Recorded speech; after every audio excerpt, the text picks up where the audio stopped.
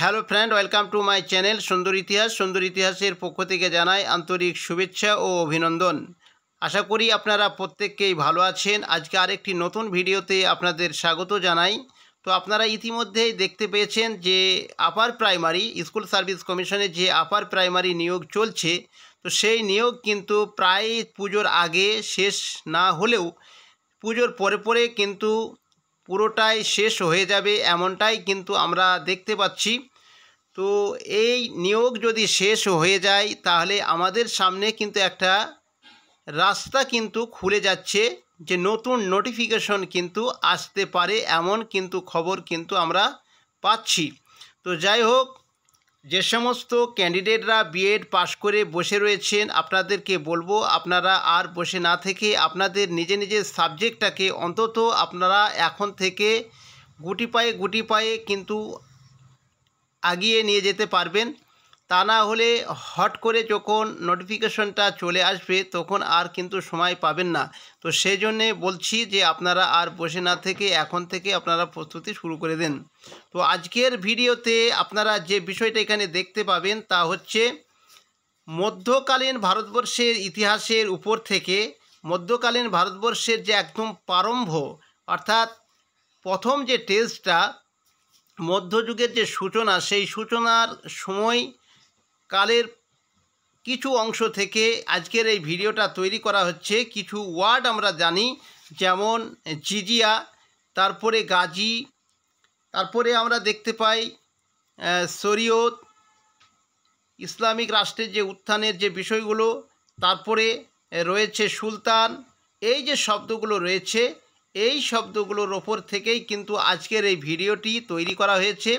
একেবারে গুরুত্বপূর্ণ প্রশ্ন হতে চলেছে। আপনারা যে কোনো পরীক্ষার জন্য, বিশেষ করে এসএলএসটি, নেট, সেট যারা পরীক্ষার জন্য প্রস্তুতি নিচ্ছেন, আপনাদের জন্য কিন্তু দারুণ এটি হতে চলেছে আজকের এই ভিডিওটি। তাই আপনাদেরকে বলবো, সো আপনারা এই ভিডিওটা প্রথম থেকে শেষ পর্যন্ত দেখে নেবেন। তো চলুন শুরু করি। তো প্রথমত আপনারা জানেন যে গতকালকে যে ভিডিওটা ছাড়া হয়েছিল, সেই ভিডিওতে 2 নম্বর সেট ছিল। সেই 2 নম্বর সেটে 30 নম্বরে যে প্রশ্নটা ছিল হোমওয়ার্কের, সেই হোমওয়ার্কের প্রশ্নেও উত্তরটা আজকে প্রথমেই আপনারা এই স্ক্রিনে দেখতে পাচ্ছেন যে ঔরঙ্গজেব কবে জিজিয়া কর আরোপ করেছিলেন। তো এই প্রশ্নের সঠিক উত্তরটি হয়ে যাচ্ছে option C is the correct answer, 1679 খ্রিস্টাব্দে। তো 1679 খ্রিস্টাব্দে ঔরঙ্গজেব জিজিয়া কর কিন্তু আরোপ করেছিলেন। তো এই প্রসঙ্গে আমরা আরও একটা কথা জেনে নেব যে ঔরঙ্গজেব জিজিয়া কর আরোপ করার পরে সেই কর কবে বন্ধ হয়েছিল বা কতদিন পর্যন্ত চলেছিল, সেই বিষয়টা যদি আমরা জানি তাহলে আমরা দেখতে পাবো যে 1712 খ্রিস্টাব্দে উজির জুলফিকার খান ও আসাদ খানের নির্দেশে জাহানদার শাহ আইনসম্মতভাবে এই করকে বাতিল করেছিলেন। তারপরের প্রশ্ন আমরা দেখে নেব 31 নম্বরের প্রশ্ন, 1717 খ্রিস্টাব্দে ফারুক শাহর দ্বারা আরোপিত জিজিয়া কর কে বাতিল করেন? অপশনগুলো আপনারা দেখে নেন। তো আমরা জানি যে ফারুক শাহ 1713 খ্রিস্টাব্দে জিজিয়া কর বিলুপ্ত করেছিলেন। তো পরবর্তীকালে 1717 খ্রিস্টাব্দে তিনি আবার সেই জিজিয়া করটি আরোপ করেছিলেন। তবে আমাদের এই যে প্রশ্নটাতে বলা হয়েছে জিজিয়া কর কে বাতিল করেছিলেন, 1717 খ্রিস্টাব্দে ফারুক শাহের দ্বারা আরোপিত যে জিজিয়া কর সেটি কে বাতিল করেছিলেন? তো এই প্রশ্নের সঠিক উত্তরটি হয়ে যাবে option D is the correct answer, Mohammad Shah বাতিল করেছিলেন। তবে মনে রাখতে হবে এই মোহাম্মদ শাহকে রঙ্গিলা বাদশাহ বলা হয়ে থাকে। তিনি 1720 খ্রিস্টাব্দে সওয়াই মির্জা রাজা জয় সিংহের অনুরোধে চিতোরে এই জিজিয়া করকে তিনি বাতিল করেছিলেন। অবশ্যই মনে রাখতে হবে যে 1720 খ্রিস্টাব্দে সওয়াই মির্জা রাজা জয় সিংহের অনুরোধে চিতোরে জিজিয়া বাতিল করেছিলেন। তারপরের প্রশ্ন আমরা দেখে নেব 32 নম্বরের প্রশ্ন, খলিফা কথার অর্থ কী? খলিফা কথার অর্থ কী? তো এই প্রশ্নের সঠিক উত্তরটি হয়ে যাবে অপশন বি, প্রতিনিধি। Option B is the correct answer, প্রতিনিধি।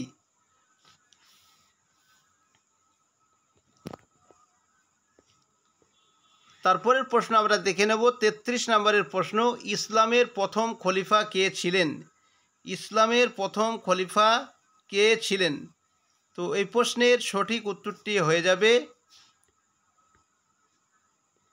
Option D, Abu Bakkar. আবু বক্কর ছিলেন ইসলামের প্রথম খলিফা।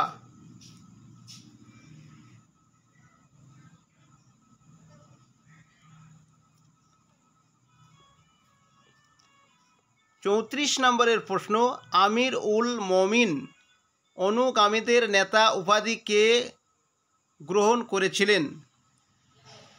অপশনগুলো আপনারা দেখে নেন।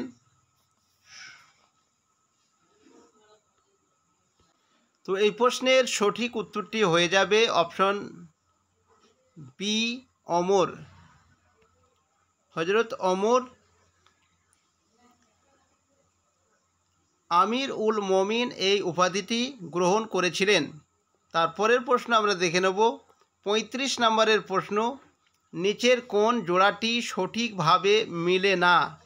তো এখানে আমাদেরকে দেখে নিতে হবে। অপশন এতে বলা হয়েছে ওমর 636 খ্রিস্টাব্দে বোম্বাইয়ের থানেতে প্রথম আরব আক্রমণ হয়েছিল। তার মানে আমাদের এটা বুঝতে হবে যে 636 খ্রিস্টাব্দে অর্থাৎ ওমরের সময়কালে, হযরত ওমরের সময়কালে বোম্বাইয়ের থানেতে প্রথম আরব আক্রমণ হয়েছিল। তারপরে বিতে বলা হয়েছে আলী 656 খ্রিস্টাব্দে অস্ট্র যুদ্ধে ব্যাটল অফ ক্যামেল আয়েশা রাদিয়াল্লাহু তাআলা আনহুকে পরাজিত করেন। তারপরে সিতে রয়েছে হলাগু খান 1258 খ্রিস্টাব্দে সর্বশেষ আব্বাসীয় খলিফা আল মুস্তানসিরকে হত্যা করে।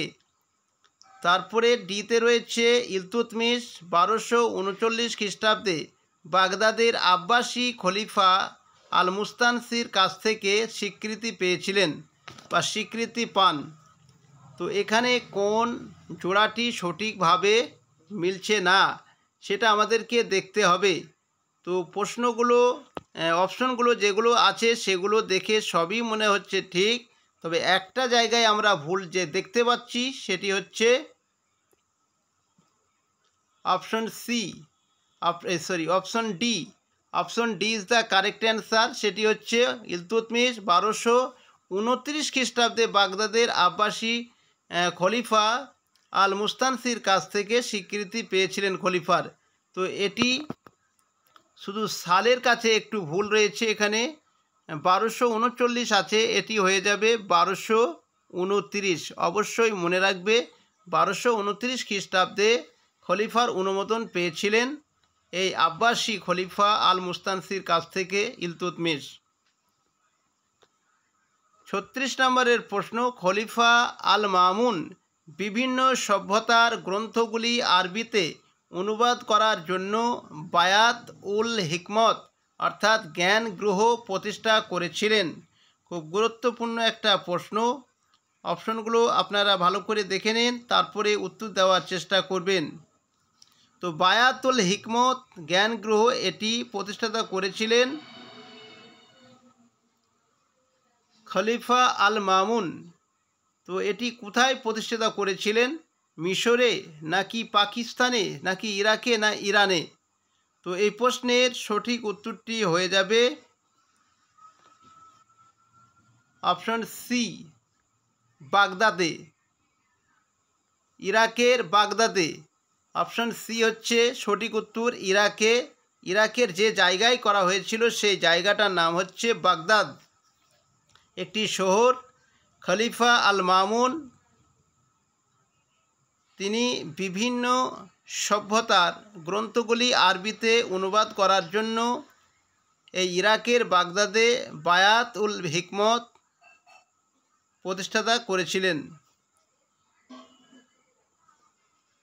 37 নম্বরের প্রশ্ন, প্রথম চারজন খলিফাকে বলা হতো। প্রথম চারজন খলিফাকে বলা হতো, অপশনগুলো দেখে নিন।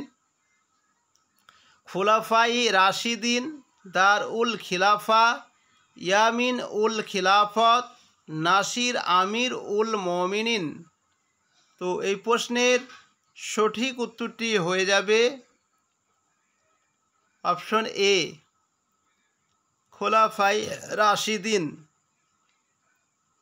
তো চারজন খলিফাকে একত্রে বলা হয় খোলাফায়ে রাশিদিন।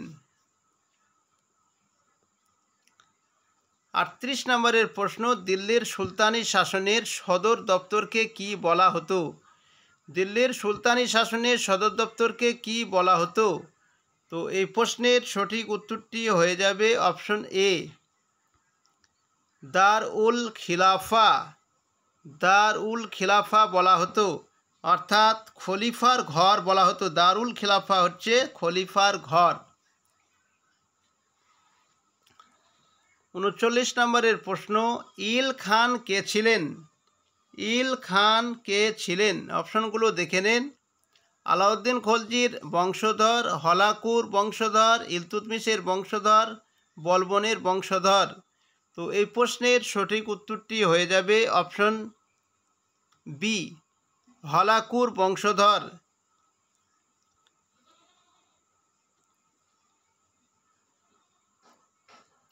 তো এই হলাকুর বংশধর হচ্ছে ইল খান।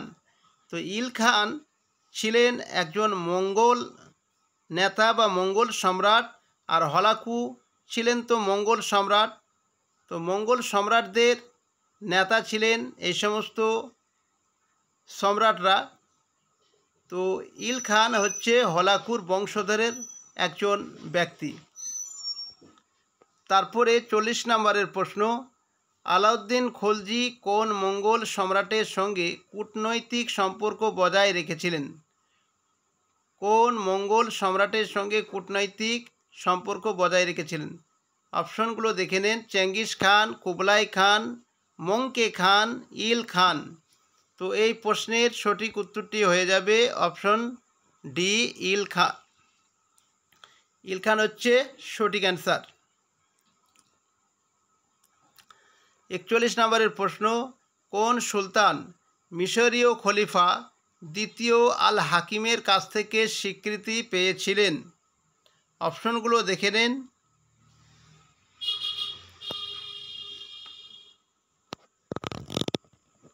তো এই প্রশ্নের সঠিক উত্তরটি হয়ে যাবে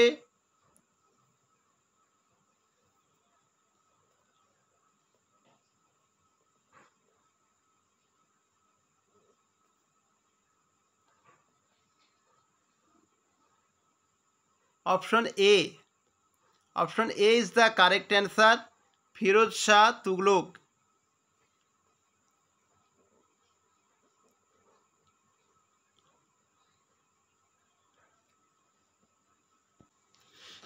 এই প্রশ্নের সঠিক উত্তরটি হয়ে যাবে অপশন বি, এটি হয়ে যাবে মোহাম্মদ বিন তুগলক। এটি ফিরোজ শাহ তুগলক নয়, এটি মোহাম্মদ বিন তুগলক। মোহাম্মদ বিন তুগলক মিশরের আব্বাসী খলিফার বংশধরদের যখন সন্ধান করতে শুরু করেছিল, ঠিক সেই সময় অর্থাৎ 1340 থেকে 41 সালে তিনি মিশরীয় খলিফা দ্বিতীয় আল হাকিমের কাছ থেকে স্বীকৃতি পেয়েছিলেন। তিনি নিজেই খলিফার দরিদ্র বংশধর গিয়াসউদ্দিন মোহাম্মদকে অনুরোধ করে তার পা নিজের মাথার উপর রাখিয়েছিলেন, কিন্তু বিদ্রোহ শান্ত হওয়া তো দূরের কথা, উল্টে সেই বিদ্রোহ বেড়ে গিয়েছিল। এটি মোহাম্মদ বিন তুগলকের আমলের সময়কালের ঘটনা। 42 নম্বরের প্রশ্ন, দিল্লির কোন সুলতান সব রকম ভাবে খলিফার নাম উল্লেখ বন্ধ করে দিয়েছিলেন? তো এই প্রশ্নের সঠিক উত্তরটি হয়ে যাবে অপশন সি, মোহাম্মদ বিন তুগলক।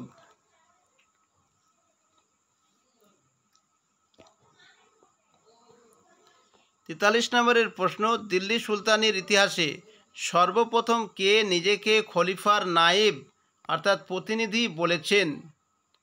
দিল্লি সুলতানির ইতিহাসে সর্বপ্রথম কে নিজেকে খলিফার নায়েব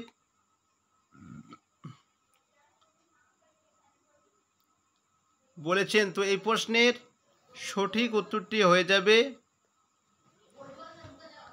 অপশন সি, ফিরোজ শাহ তুগলক। 44 নম্বরের প্রশ্ন, সৈয়দুস সালাতিন উপাধি কে ধারণ করেন? সৈয়দুস সালাতিন উপাধি কে ধারণ করেন? তো এই প্রশ্নের অপশনগুলো দেখে নেন। এই প্রশ্নের সঠিক উত্তরটি হয়ে যাবে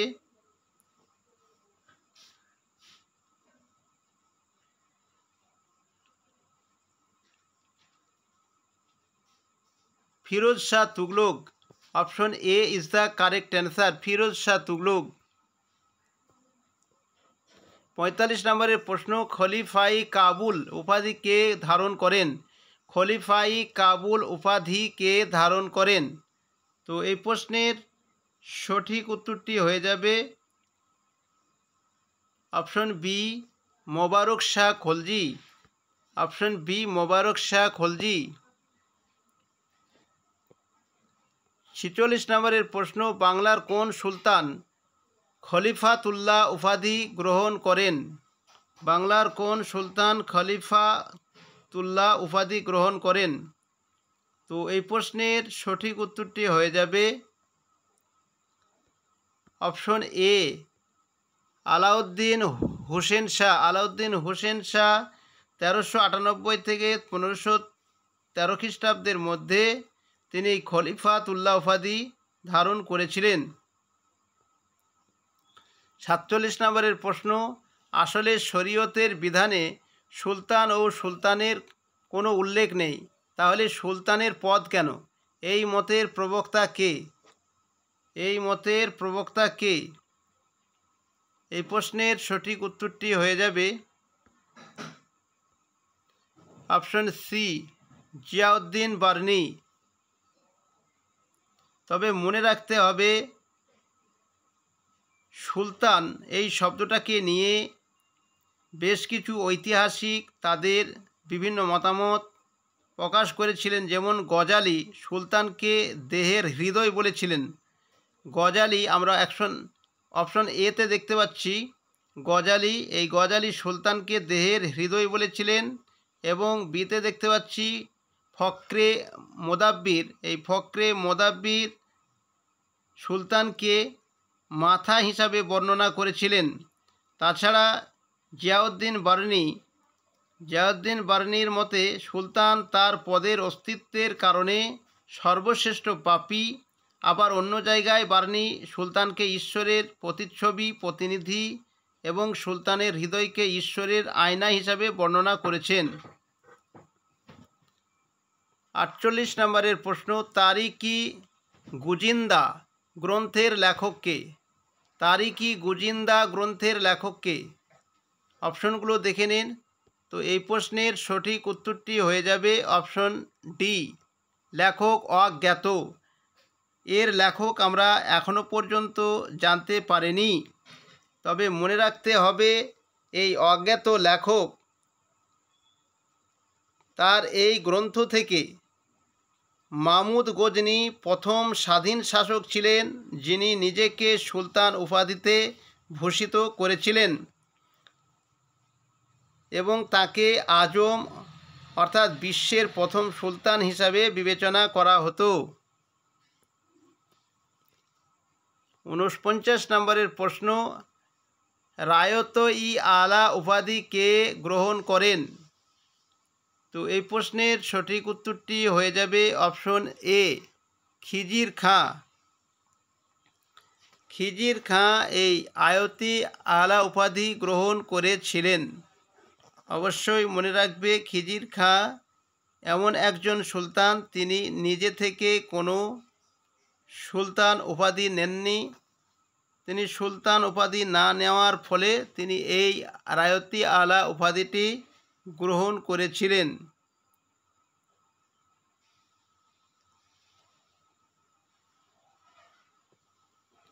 আজকের শেষ প্রশ্ন 50 নম্বরের প্রশ্ন, দস্তরবন্দান বলা হতো? দস্তরবন্দান বলা হতো এই প্রশ্নটি আগের মতো আপনাদের জন্য রেখে দেওয়া হলো। আপনারা অবশ্যই এই প্রশ্নের সঠিক উত্তরটি কমেন্ট করে জানিয়ে দেবে। তো এই ছিল আজকের ভিডিওটি যদি ভালো লেগে থাকে অবশ্যই বন্ধুদের কাছে শেয়ার করে দেবে এবং নিজে একটি লাইক করবে। ততক্ষণে ভালো থাকবে, সুস্থ থাকবে, প্রস্তুতি ঠিকমতো নিতে থাকবে। দেখা হচ্ছে পরবর্তী অন্য কোনো একটি নতুন ভিডিওতে। Thank you for watching.